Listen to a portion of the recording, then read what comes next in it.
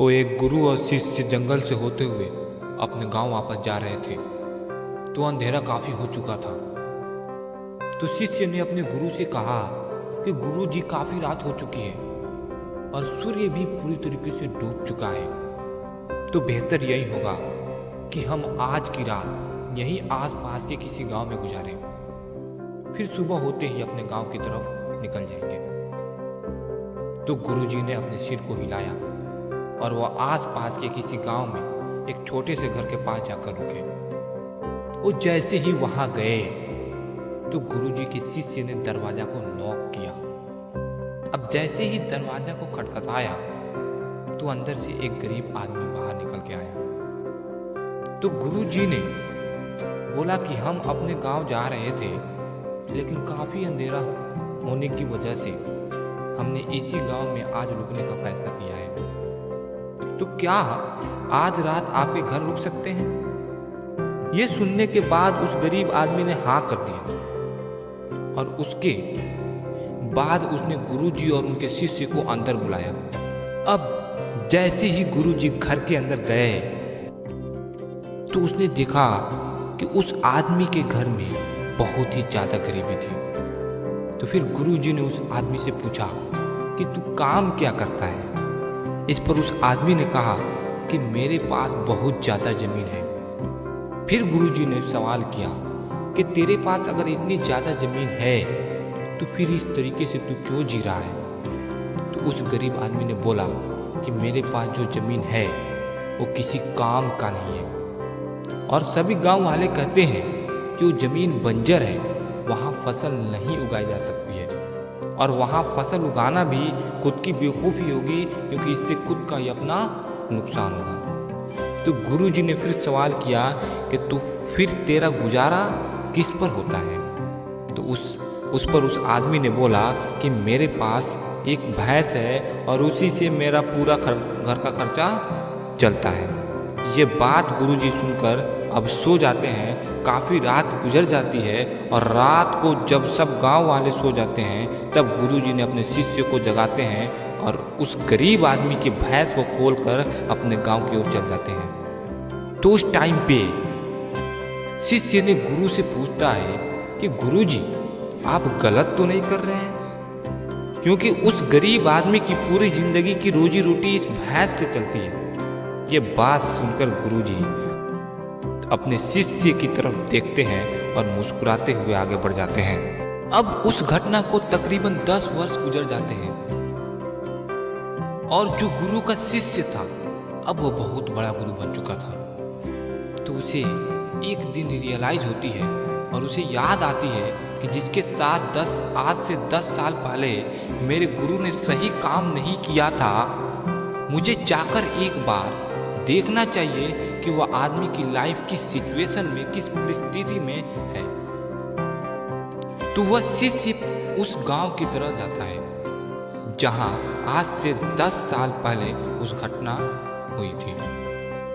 तो जैसे ही वो वहां पहुंचता है तो वो देखता है कि जहां पर उस गरीब आदमी का झोपड़ी थी उसी जगह पर एक बहुत बड़ा महल बन चुका था और जो झोपड़ी के आसपास जो बंजर जमीन थी उस पर फल और फूल के बहुत बड़े बगीचे लगे हुए थे।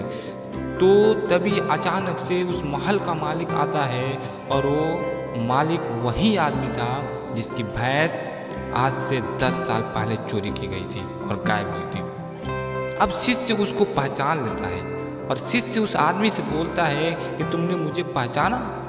मैं आज से 10 वर्ष पहले अपने गुरुजी के साथ एक बार आपके गांव में और आपके घर में एक रात गुजारी थी। इस पर वह आदमी उस शिष्य को पहचान लेता है और बोलता है कि आप लोग उस रात कहाँ चले गए थे और उस रात में मेरी भैंस भी कहीं चली गई थी, उसके बाद आज तक वो वापस नहीं आई। उस टाइम पे मेरे पास कोई रास्ता नहीं था, मुझे तब कुछ समझ नहीं आ रहा था कि अब मुझे क्या करना चाहिए। उस टाइम पे मेरे माइंड में एक ख्याल आया कि यहाँ से एक नई जिंदगी की शुरुआत करना चाहिए और उस टाइम मैं उस पर फोकस नहीं किया जो चला गया था, मैंने उस पर फोकस किया जो मेरे पास था, और वो मेरे पास बंजर ज़मीन थी। मैंने अपनी बंजर ज़मीन पर मेहनत की। काफ़ी मेहनत करने के बाद उस ज़मीन से फसल निकल आई, और आज मैं इस गांव के सबसे अमीर और बड़ा आदमी बन चुका हूँ। ये बात सुनने के बाद उस शिष्य के आंखों में आंसू आए अपने गुरुजी के लिए, क्योंकि अब उसके गुरु इस दुनिया में नहीं रहे थे।